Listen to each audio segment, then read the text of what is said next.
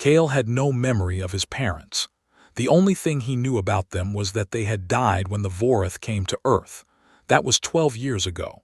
He was 5 years old then. Now he was 17, and he lived in the underground tunnels beneath what used to be called Chicago. The tunnels were cold and dark. Water dripped from the ceiling. The smell of old metal and wet concrete filled the air, but it was safe. The Vorath rarely came down here.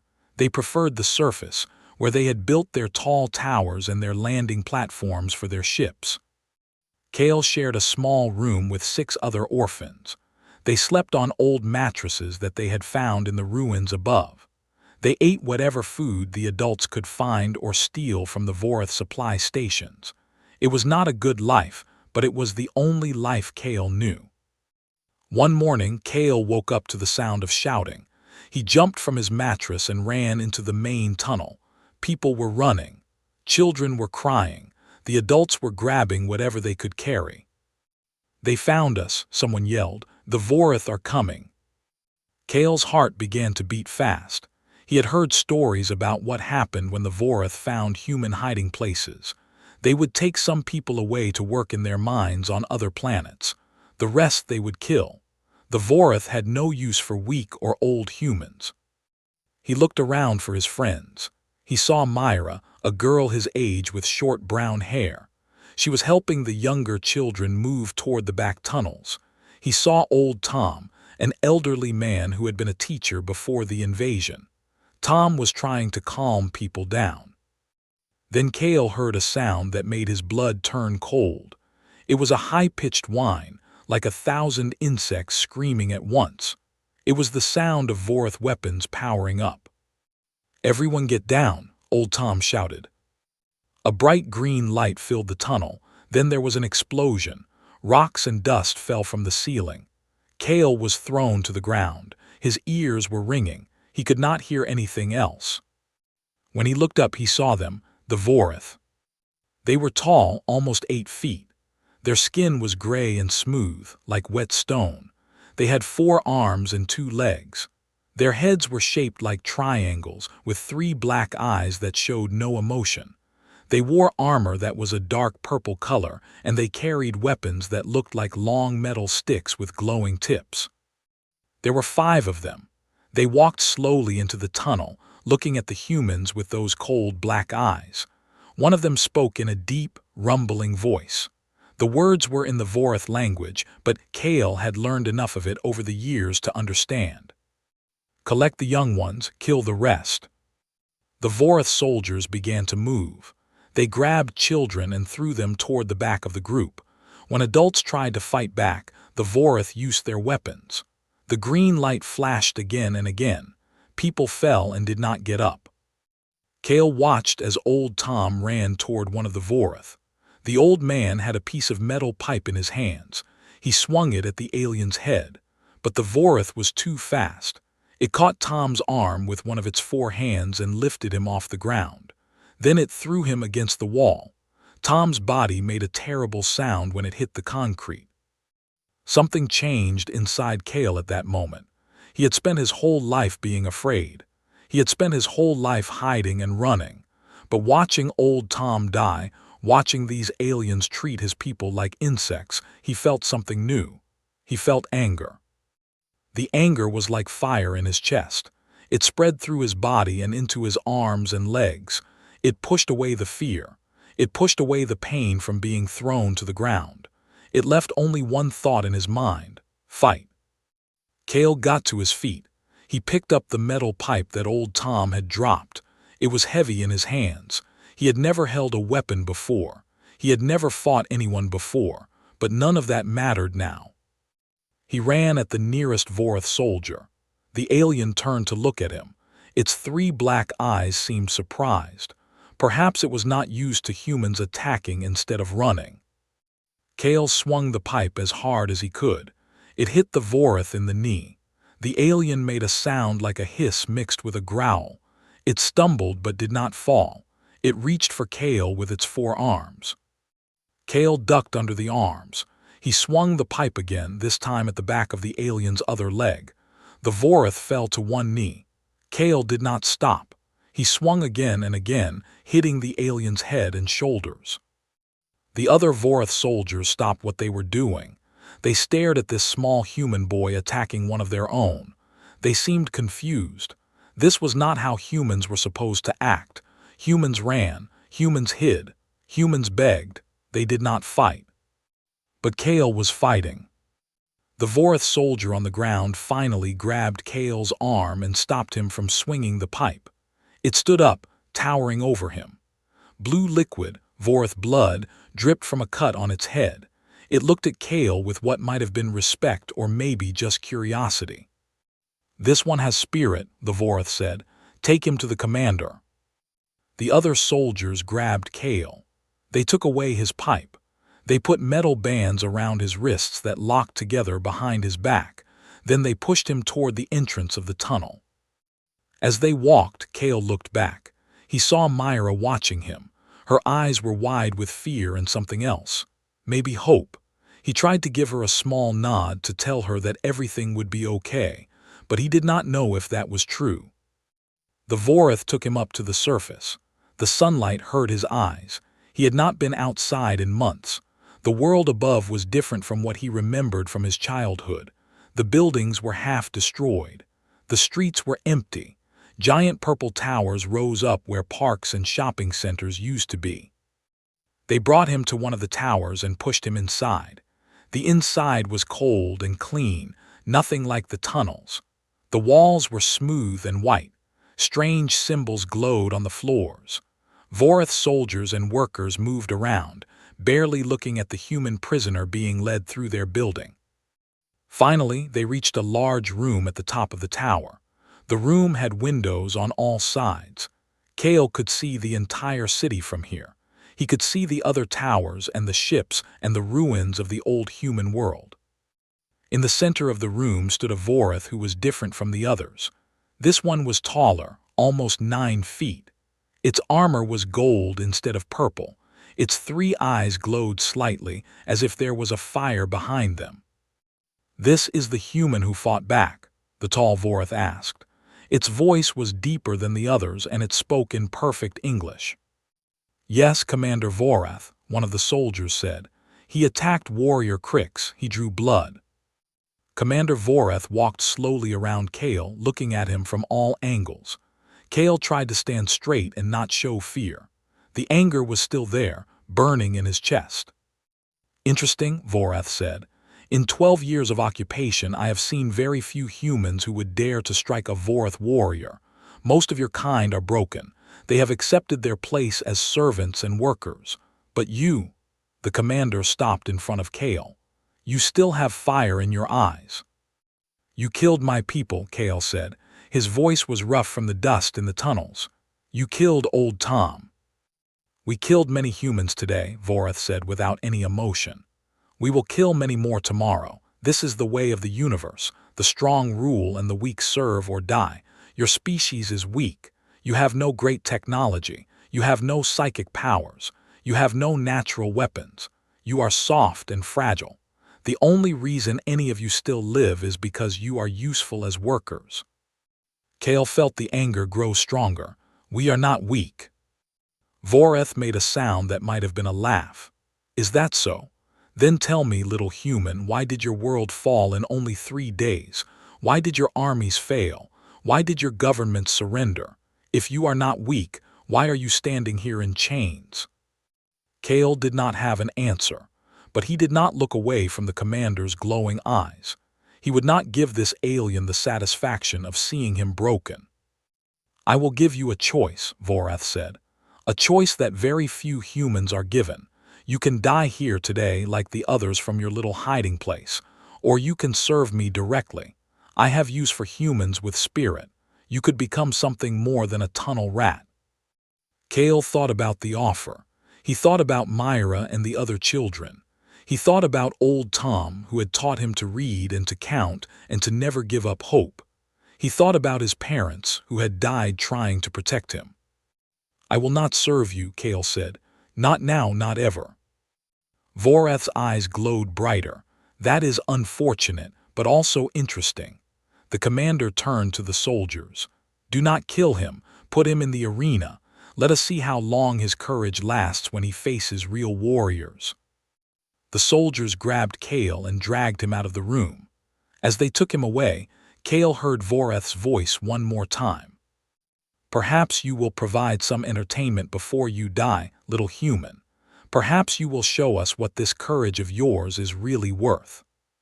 Kale did not respond, but deep inside, in the place where the anger burned, he made a promise to himself. He would survive. He would find a way to fight back. And one day he would make the Voreth pay for everything they had done. He did not know how, he did not know when, but he knew that the fire inside him would not go out, it would only grow stronger. The arena was beneath the city, built in the ruins of what had once been a sports stadium. The Voreth had expanded it, digging deep into the earth and adding layers of seats that rose up toward a ceiling of metal and lights. It could hold thousands of spectators, and it was almost always full. The Voreth loved to watch fights. It was part of their culture, their history. On their home planet, warriors had fought in arenas for thousands of years. When they conquered new worlds, they brought this tradition with them. They forced the conquered species to fight for their entertainment. Kale was thrown into a cell beneath the arena. The cell was small, with stone walls and a metal door. There was no bed, no window, nothing but the cold floor. He sat in the corner and waited. He did not have to wait long. After a few hours, the door opened and 2 Voreth guards came in. They grabbed him and pulled him to his feet. "Time to fight, human," one of them said. They led him through a dark tunnel and then pushed him through a gate. Kale stumbled into bright light. The sound of thousands of voices hit him like a wave. He looked up and saw rows and rows of Voreth, sitting in seats that went up almost to the sky. They were shouting and stomping their feet. The arena floor was made of sand. It was wide and round, about the size of a football field. At the edges were walls too high to climb. There was no way out except through the gates. A voice spoke through speakers that were hidden somewhere above. It was Commander Voreth. "Citizens of the Empire, welcome to today's entertainment. We have a special treat for you. A human who dares to fight back. A human who attacked one of our warriors and drew blood. Let us see if his courage can survive the arena." The crowd cheered. Some of them threw things at Kale. Pieces of food and small stones bounced off the sand near his feet. A gate on the other side of the arena opened. A creature came out. It was not a Voreth. It was something else, something that Kale had never seen before. The creature was the size of a large dog, but it walked on 6 legs. Its body was covered in thick scales the color of blood. It had a long tail with a sharp point at the end. Its head was flat with 2 yellow eyes and a mouth full of teeth that were as long as Kale's fingers. "This is a Scar," Voreth's voice said. "A hunting beast from the jungle planet Varix. It can smell fear. It can run faster than any human. It has never lost a fight in this arena." The Scar looked at Kale. Its yellow eyes seemed to glow. It opened its mouth and made a sound like a hiss mixed with a roar. Then it began to run toward him. Kale had nothing to fight with. No weapon, no armor, nothing but his hands and his feet and the anger that still burned inside him. He watched the Scar approach and tried to think. The creature was fast, but it was running in a straight line. It expected Kale to freeze in fear like its other victims probably did. But Kale was not frozen. He was thinking, calculating, waiting for the right moment. At the last second, Kale jumped to the side. The Scar rushed past him, its jaws snapping at empty air. It slid in the sand, trying to turn around. Kale did not wait. He ran at the creature and kicked it hard in the side. The kick did not do much damage. The scales were too thick, but it pushed the Scar off balance. The creature stumbled and fell. Kale grabbed a handful of sand and threw it into the Scar's eyes. The Scar screamed in pain and shook its head. It could not see. Kale looked around quickly.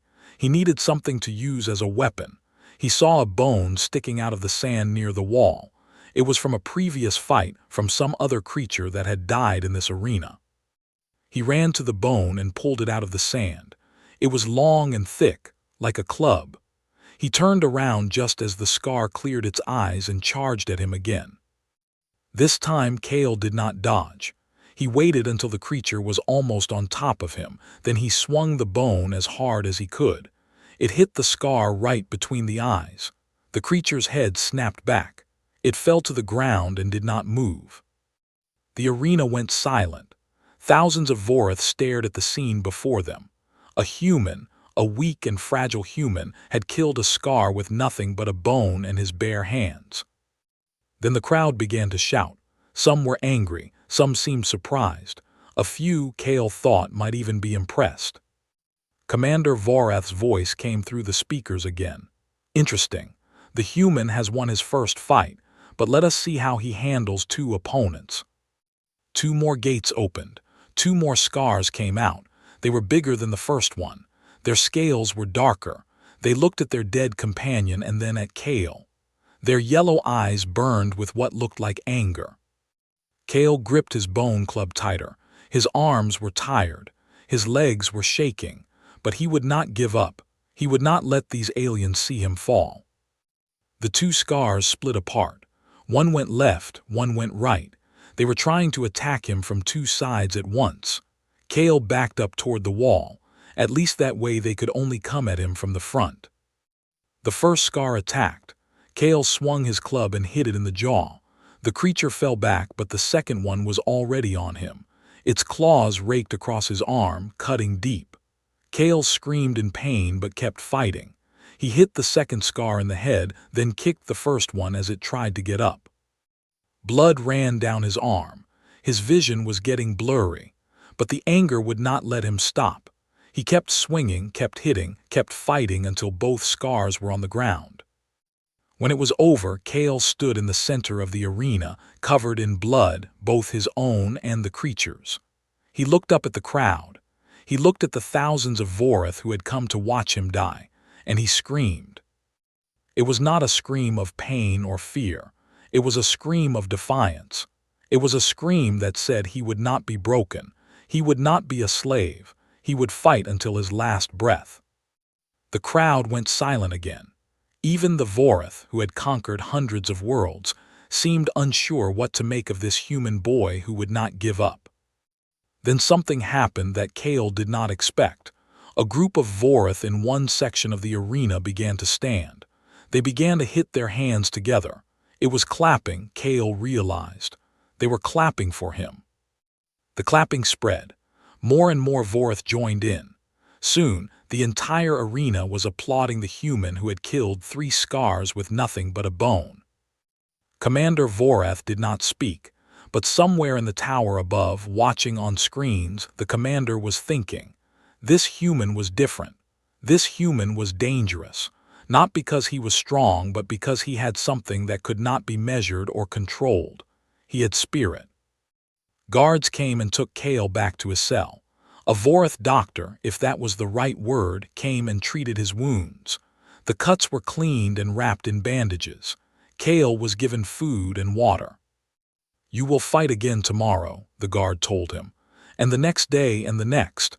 You will keep fighting until you die. Kale looked at the guard. Then I will keep winning. The guard made a sound that might have been a laugh. No one wins forever, human. The arena always claims its victims in the end. After the guard left, Kale sat in his cell and thought. He thought about the fight and about the crowd's reaction. He thought about how the Vorith had clapped for him, a human, their enemy. Maybe there was something there. Maybe the Vorith were not all the same.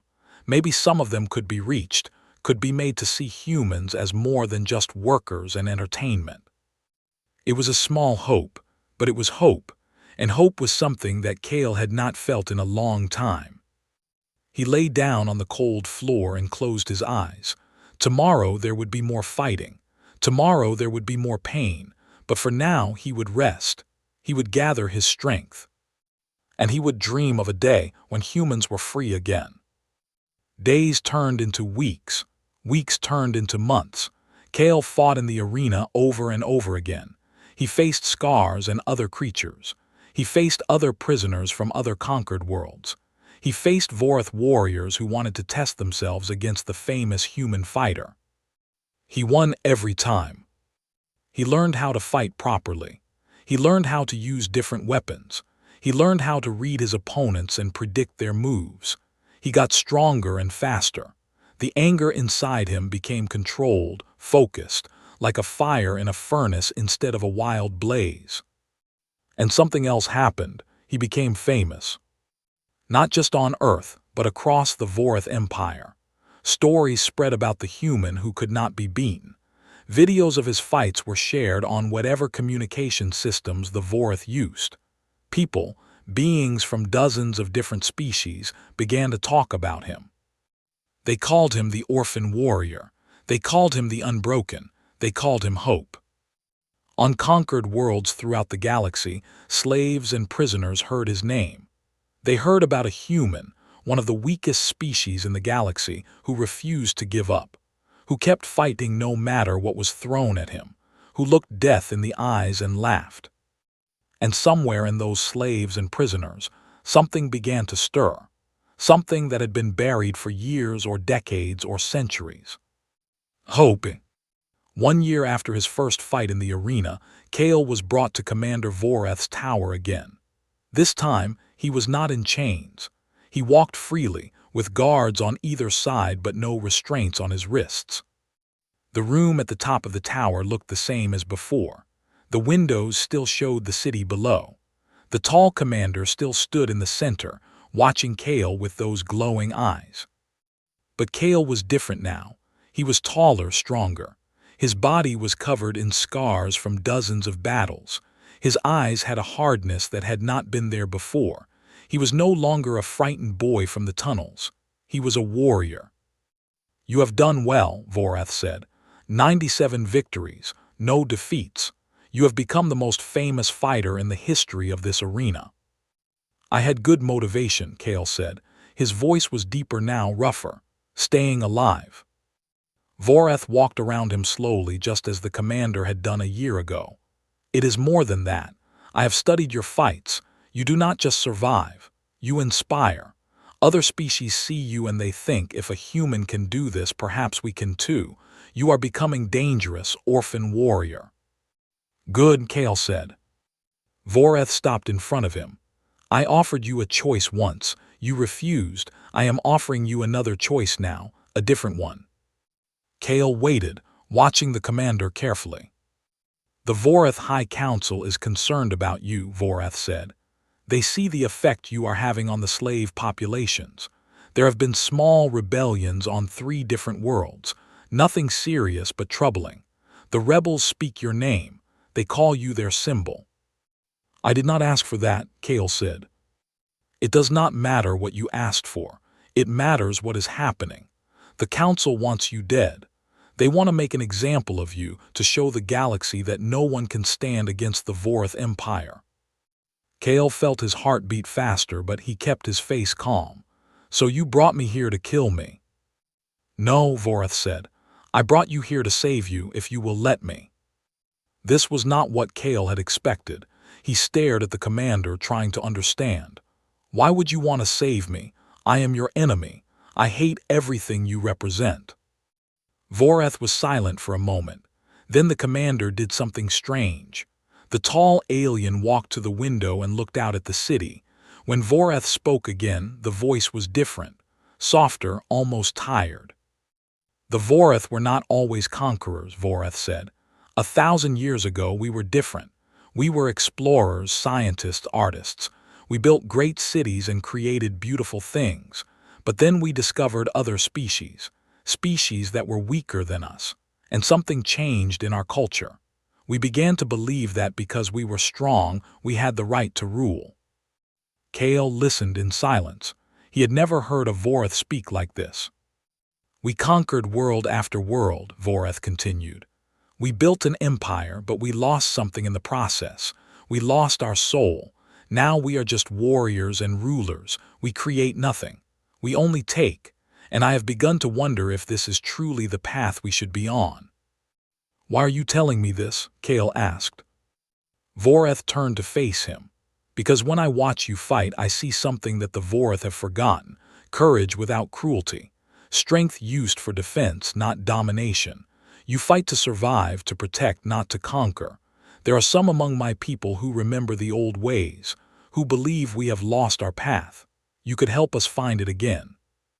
"And how would I do that?" Kale asked. "There is a gathering happening," Voreth said.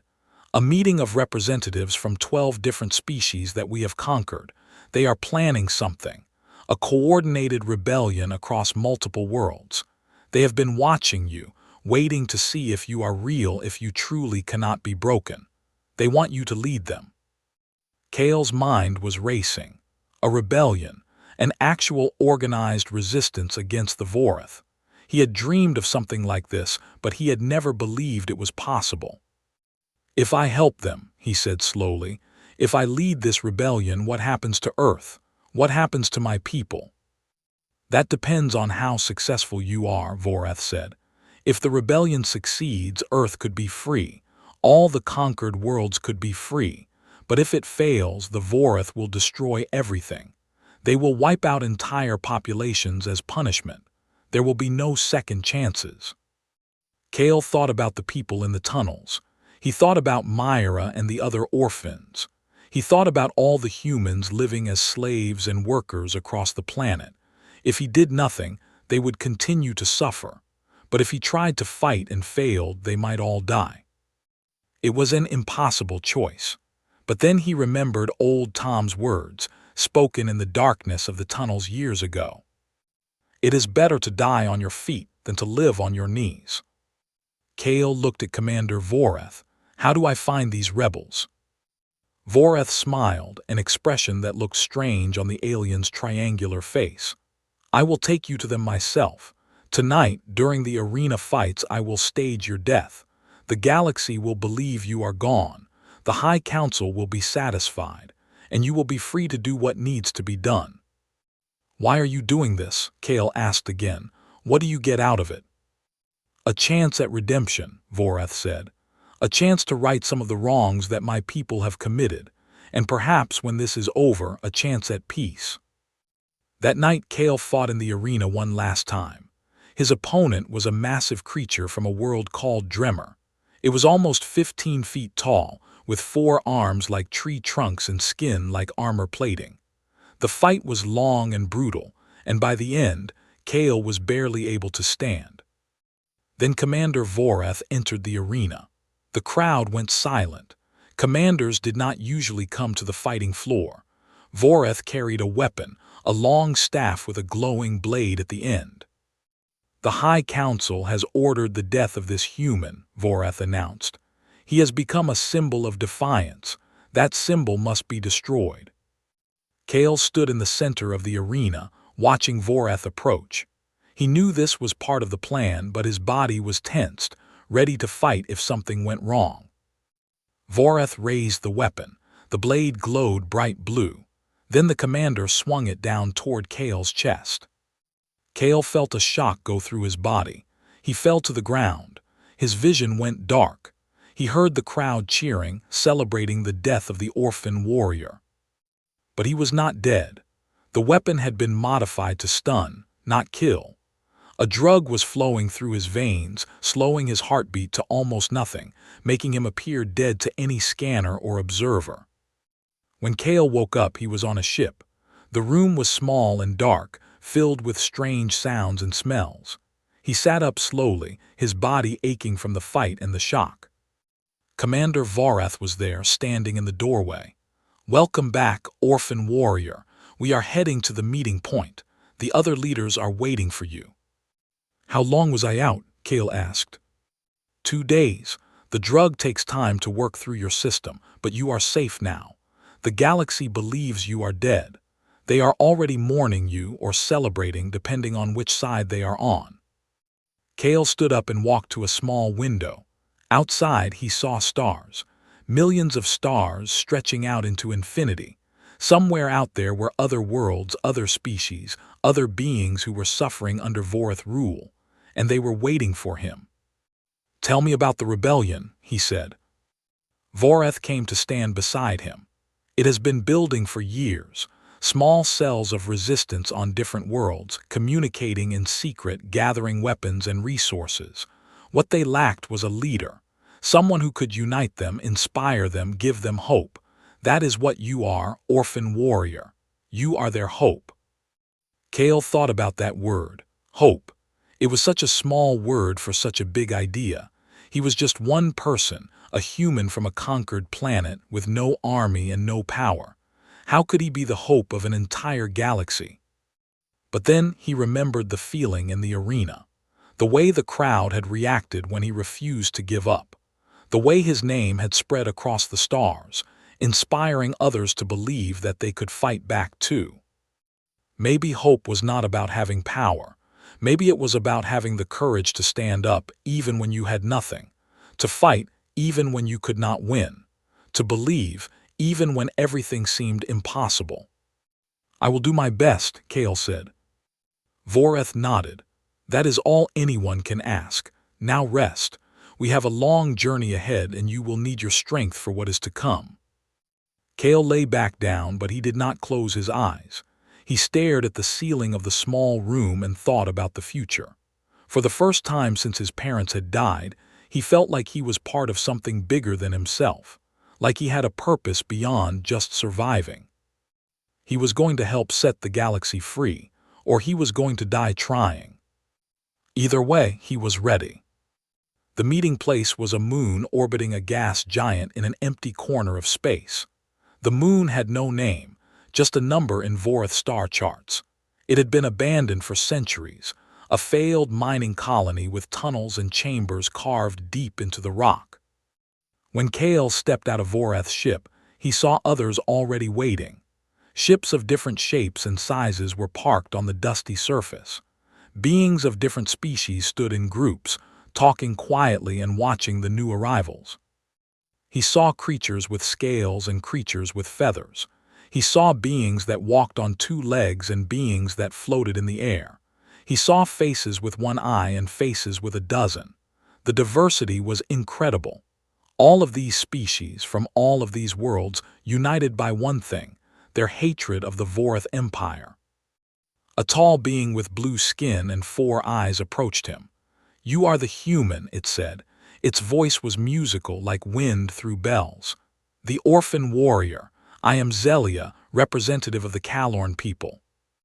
"I am Kale," he said, extending his hand. Zelia looked at it with curiosity, then touched her hand to his. Her skin was cool and smooth. "Come," Zelia said. "The others are waiting inside. They have been eager to meet the human who made the Voreth afraid." They went into one of the old mining tunnels. The walls were smooth stone, lit by glowing crystals embedded in the rock. At the end of the tunnel was a large chamber filled with representatives from all the different species. Kale counted 12 different groups, 12 species from 12 conquered worlds.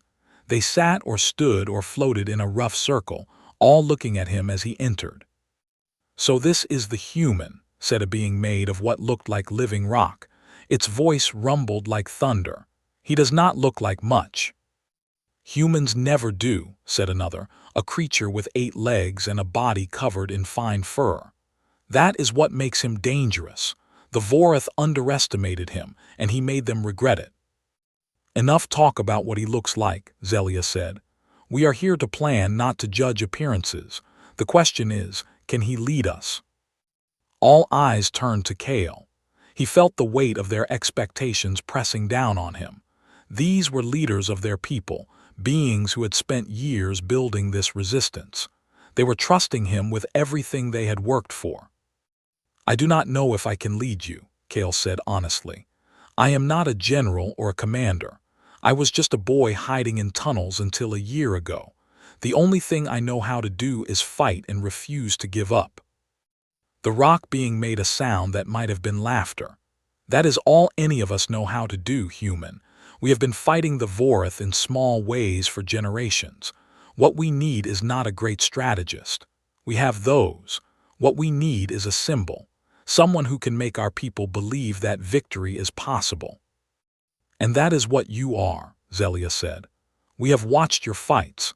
We have seen how you inspire even the Vorth themselves to question their ways. If you can make our enemies doubt, imagine what you can make our friends believe." Kale looked at Commander Vorath, who stood at the edge of the room, watching silently. The Vorath nodded slightly, encouraging him to continue. "Tell me what you need," Kale said. Over the next several hours, the representatives explained their plan. It was complex and dangerous, involving simultaneous attacks on Vorth installations across dozens of worlds. The goal was not to defeat the Vorth completely, which was impossible with their current forces, but to show that the Empire was not invincible, to break the myth of Vorth power. "Once the myth is broken," Zelia explained, "others will join us. There are many species who are afraid to fight because they believe it is hopeless, but if they see us succeed, even in small ways, they will find their courage." "And what is my role?" Kale asked. "The most dangerous one," the rock being said. "You will go to Vorth Prime, the home world of our conquerors. You will broadcast a message to the entire galaxy, calling for the enslaved to rise up, and you will do it from inside their capital city." Kale felt his heart beat faster. Vorth Prime, the center of the Empire, going there would be almost certain death. "Why there?" he asked. "Because it will be impossible to ignore," Zelia said. "If you broadcast from some distant colony, the Vorth will dismiss it as propaganda. But if you broadcast from their home, from their sacred capital, it will shake their entire civilization. It will show that no place is safe from the rebellion." Kale thought about it. It was crazy. It was probably suicide, but he understood the logic. Sometimes you had to take the biggest risk to get the biggest reward. "How do I get there?" he asked. Voreth stepped forward. "I will take you. As a commander, I have access to the capital. I can get you inside. After that, you will be on your own." "And if you are caught?" Kale asked. "Then I will die as a traitor to the Empire," Voreth said calmly, "but perhaps as a hero to something greater." The meeting continued for many more hours. Plans were made, details were worked out, contingencies were prepared. By the end, everyone knew their role. In 3 weeks, the rebellion would begin. Attacks would happen on 40 different worlds at the same moment, and Kale would be on Vorth Prime, broadcasting a message of hope to the entire galaxy. As the representatives left to return to their ships, Zelia came to stand beside Kale. "You are afraid," she said. "It was not a question." "Yes," Kale admitted, "but I have been afraid before. It has never stopped me." "That is why they call you the Unbroken," Zelia said. "My people have a saying, courage is not the absence of fear. It is the decision that something else is more important. You have made that decision many times. You will make it again." "Thank you," Kale said, "for believing in me." Zelia touched his hand again. "Thank you for giving us a reason to believe. Whatever happens on Vorth Prime, you have already changed the galaxy. You have shown that the smallest and weakest among us can stand against the greatest power. That is a gift that can never be taken away." 3 weeks passed quickly. Kale spent the time preparing, training, learning everything he could about Vorth Prime and its capital city. He memorized maps, studied security systems, practiced the words he would say in his broadcast. Finally, the day came. He boarded Voreth's ship and they set out for the heart of the Empire. The journey took several days, traveling through what the Voreth called hyperspace. Kale spent most of that time staring out the window at the streaks of light that were distant stars blurring past. "What will you do after this is over?" Voreth asked him one night. "If we succeed, I mean." Kale thought about it. He had been so focused on surviving, on fighting, that he had never really considered what came after. "Go back to Earth," he said finally. "Find my people, help them rebuild. Maybe find Myra and the other orphans from the tunnels, see if they are okay." "A simple dream," Voreth said. "Sometimes the simple dreams are the best ones," Kale replied. When they arrived at Vorth Prime, Kale understood why it was considered the heart of the Empire. The planet was massive, covered in cities that stretched from pole to pole. Ships filled the sky like birds. Towers rose up so high they seemed to touch the clouds. And at the center of it all was the Grand Council Hall, a building so large it could be seen from space. That was where Kale needed to go. That was where the broadcast would happen. Voreth landed the ship at a military dock and led Kale through the streets of the capital. Kale was disguised as a prisoner, his face hidden by a hood, his hands bound by fake restraints. Other Voreth passed them without a second glance. A commander leading a prisoner was a common sight. They reached the Grand Council Hall without incident. Voreth's credentials got them through the security checkpoints. Inside, the building was even more impressive than outside. Huge halls with ceilings that disappeared into darkness. Statues of Voreth warriors and rulers. Screens showing news and propaganda from across the empire. "The broadcast room is on the top floor," Voreth said quietly. "I can get you to the elevator, but after that you are on your own. The signal will be sent automatically once you activate the console. You will have maybe 3 minutes before they trace it and send soldiers." 3 minutes is enough, Kale said. They reached the elevator.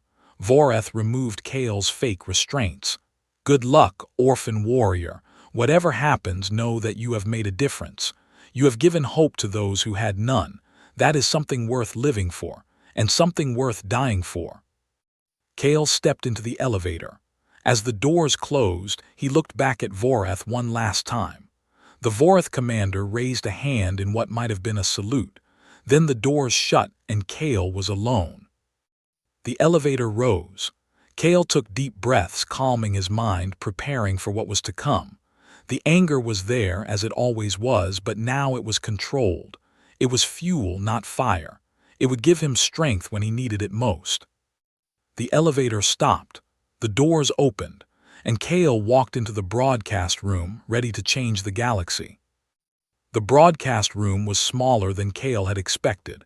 It was filled with equipment, screens and consoles and blinking lights. In the center was a platform with a camera pointed at it. That was where he needed to stand. He walked quickly to the main console and activated it. The screen lit up with symbols he did not fully understand, but he had studied enough to find what he needed. He pressed the buttons in the sequence Voreth had taught him. A red light appeared on the camera. He was live. All across the galaxy, on every world under Voreth control, screens flickered. The regular broadcast stopped. Instead, they showed a human standing in what was clearly the Grand Council Hall on Voreth Prime. Kale looked into the camera. He thought about all the beings who were watching. Humans on Earth, Kalorn on their water world, rock beings and flying creatures and beings of pure energy, all of them enslaved, all of them suffering, all of them waiting for a reason to hope. "My name is Kale," he said. "Some of you know me as the orphan warrior. Some of you thought I was dead. I am not. I am here in the heart of the Voreth Empire to tell you something important." He paused, gathering his thoughts. "The Voreth want you to believe that they are invincible. They want you to believe that resistance is hopeless. They want you to give up, to accept your chains, to serve them without question. But I am proof that they are wrong. I am just a human from one of the weakest species they have ever conquered. I have no special powers. I have no great technology. I had nothing but my hands and my heart. And I beat them, again and again and again." Alarms began to sound somewhere in the building. Kale heard footsteps in the distance, getting closer. He kept talking. "Right now, as I speak, rebellions are beginning across the galaxy. On 40 different worlds, the enslaved are rising up. They are fighting back against their masters. They are showing the Voreth that their empire is not as strong as it seems. This is just the beginning." The doors to the broadcast room burst open. Voreth soldiers poured in, their weapons drawn. Kale did not stop. He had to finish his message. "I am not asking you to throw away your lives in hopeless battles. I am asking you to believe. Believe that freedom is possible. Believe that you are worth fighting for. Believe that one day your children will live without chains. That belief is stronger than any weapon. That belief is what will set us free." The soldiers grabbed him and pulled him away from the camera. But Cale managed to shout one last thing before the broadcast cut off. "Remember who you are. Remember that you matter. Remember that hope is never truly lost." Then the screen went dark. But it was too late for the Vorith to stop what had begun. Across the galaxy, billions of beings had seen the message. They had seen a human standing in the heart of Vorith power, defying them. They had heard his words, and something had changed inside them. On Earth, in the underground tunnels, people who had hidden for years began to talk about fighting back. On Kalorn, the water world, beings who had served as servants began to whisper about freedom. On dozens of other worlds, the enslaved looked at each other with new eyes. Hope had been rekindled. Cale was taken to a holding cell deep beneath the Grand Council Hall. He expected to be tortured, interrogated, killed. Instead, he was left alone for hours. When the door finally opened, it was not guards who came in. It was a single Vorith, very old, with gray skin that had faded almost to white. "I am High Counselor Threx," the old Vorith said. "I have ruled this empire for 200 years. In all that time, I have never seen anything like what happened today." Cale looked at the High Counselor without speaking. "You should be dead," Threx continued. "Any other prisoner who did what you did would have been executed within minutes, but killing you now would only make you a martyr. It would prove everything you said was true. The Council is divided on what to do with you." "Why are you telling me this?" Cale asked. "Because I want to understand," Threx said. The old Vorith sat down on a bench in the cell, moving slowly. "We have conquered hundreds of species. We have ruled the galaxy for 1,000 years. None of them have ever done what you are doing. None of them have inspired this kind of response. What is it about humans that makes you so different?" Cale thought about the question. It was something he had wondered about himself. "I do not think we are different," he said finally. "I think we are the same as everyone else. We want to be free. We want to protect our families. We want to live with dignity. The only difference is that we have never stopped believing that those things are possible. Even when everything seemed hopeless, we kept hopping. Even when we had no reason to fight, we kept fighting. That is not something special about humans. That is something inside all beings. You just made us desperate enough to find it." Threx was silent for a long time. Then the High Counselor stood up. "You are a wise being for one so young," Threx said. "Perhaps wiser than any Vorith I have known. I will present your words to the Council. I do not know if they will listen. Most of them are too proud, too afraid to admit that our way of ruling might be wrong. But there are some who will hear. Some who remember what we used to be before we became conquerors." "And what will happen to me?" Cale asked. "That depends on what happens next," Threx said. "The rebellions are spreading faster than we can control them. For the first time in centuries, the Empire is truly threatened. If we crush the rebellions, you will be executed as an example. But if we fail, then perhaps there is another path." The High Counselor left and Cale was alone again. He sat in his cell and waited. He had done everything he could. Now it was up to others. Days passed, then weeks. Cale received no news, but he could hear things, explosions in the distance, alarms going off at strange hours, guards who seemed nervous and afraid. Something was happening. Finally, after almost a month, his cell door opened. Commander Voreth stood there, looking tired but alive. "It is over," Voreth said. "The Council has fallen. High Counselor Threx has surrendered." Cale could not believe what he was hearing. "The Empire is gone." "Not gone," Voreth said. "Changed. The rebellion succeeded beyond anyone's hopes. Too many worlds rose up at once. We could not fight them all, and many of our own people refused to fight. They had seen your message. They remembered what we used to be. In the end, there was no choice but to negotiate." Voreth led Cale out of the cell and through the tunnels of the Grand Council Hall. Everywhere they went, Cale saw change. Vorith and other species walking together, talking instead of giving orders. Prisoners being released from their cells. The old symbols of the Empire being taken down. "What happens now?" Kale asked. "Now begins the hard work," Vorith said. "Building something new. A federation of free worlds where all species have a voice. It will not be easy. There are many who do not want to change on all sides, but you have shown that change is possible. You have given everyone a reason to try." They reached the main hall of the Grand Council. It was filled with beings from dozens of different worlds. When Kale entered, they all turned to look at him. For a moment, there was silence. Then someone began to clap. Others joined in. Soon the entire hall was applauding, cheering, celebrating the human who had sparked a revolution. Kale felt tears in his eyes. He had never expected this. He had never expected to survive, let alone succeed. He had just wanted to protect his people, to fight back against those who had hurt them. And somehow, that simple act of defiance had changed everything. Zelia came forward and took his hand. "What will you do now, orphan warrior?" Kale smiled. "Go home," he said. "Find my people, help them rebuild." "And then?" "Then, I do not know. Live, I suppose. Something I never thought I would get to do." Voreth arranged for a ship to take Kale back to Earth. As they traveled through the stars, Kale looked out the window and thought about all that had happened. He thought about the tunnels beneath Chicago where he had grown up. He thought about old Tom, who had taught him to never give up.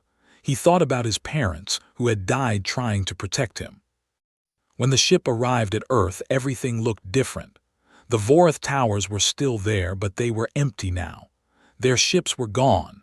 The streets were filled with people, not hiding anymore, walking freely in the sunlight. Kale walked through the streets of what had been Chicago.